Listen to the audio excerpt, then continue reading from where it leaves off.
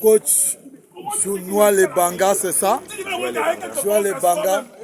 Bon, voilà, vous êtes sur Tiki Taka 237. Voilà, on veut savoir, vous venez de terminer un match de FIFA TDS. C'est la 30e journée déjà. C'est la 7e journée.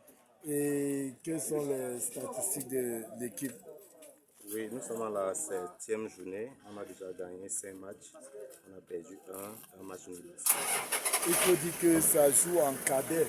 Vous êtes licence B, vous pouvez déjà jouer la région. Quelles sont les ambitions du club? Est-ce que vous êtes là pour préparer l'équipe jusqu'en région? Oui, en fait, c'est l'objectif.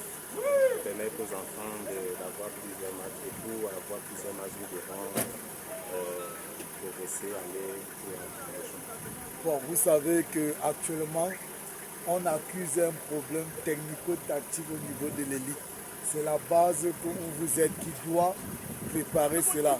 Avec les joueurs que vous avez, est-ce que vous avez le sentiment que le travail est bien fait, que vos joueurs peuvent arriver et nous représenter valablement en élite?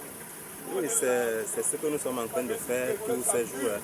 On met l'accent sur la tactique, permettre aux enfants de jouer au pied, sortir le ballon au pied. On met vraiment l'accent sur ça. Et on ne va pas changer notre manière de jouer. Si vous pouvez arriver au stade, vous voyez comment nous enfants, même vous allez témoin.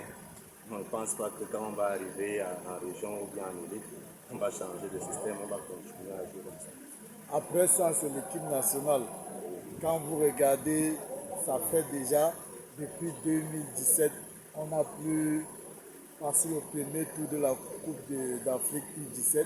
Avec les jeunes que vous avez, vous les sentez capables de proposer autre chose dans 2-3 ans. Il faut dire que même en U20, nous n'avons pu participer à la Coupe d'Afrique U20, ça fait 2 ans. Est-ce que vous vous sentez concerné en tant que coach et membre de la direction technique élargie, que le travail que vous faites peut changer la donne dans 2 ou 3 ans? Bon, déjà, je commence à dire merci au président de la Afrique, M. Samuel Eto'o, qui a permis aux enfants de s'exprimer en organisant ce championnat Elite Jeune TDS FIFA TECAFO. Ça va permettre aux enfants de jouer plusieurs matchs pour pouvoir ravitailler les équipes nationales. Dans notre académie, on a des jeunes capables de jouer et de s'exprimer dans les différentes catégories de Lyon.